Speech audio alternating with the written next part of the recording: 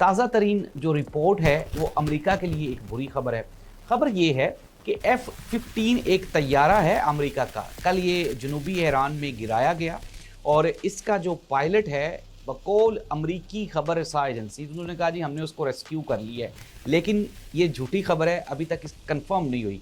और जो दूसरी असल खबर है वो ये है कि इसके साथ जो मुआविन पायलट था, जो को पायलट था, वो अभी तक ईरान में ही है और ईरान की हुकूमत ने इत्तला देने वाले को $60,000 बाउंटी देने का भी ऐलान किया है। अब तो नाज़रीन ईरान ऐसे खेल रहा है जैसे कि किसी बच्चे के साथ खेलते हैं।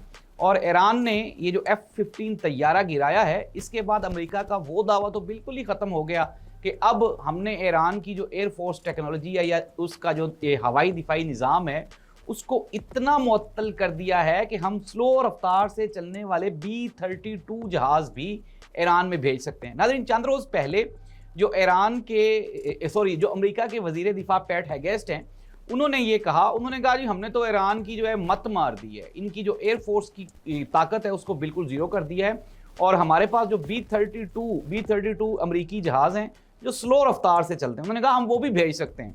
और आज F-15 भी गिरवा लिया आपने नाज़रीन।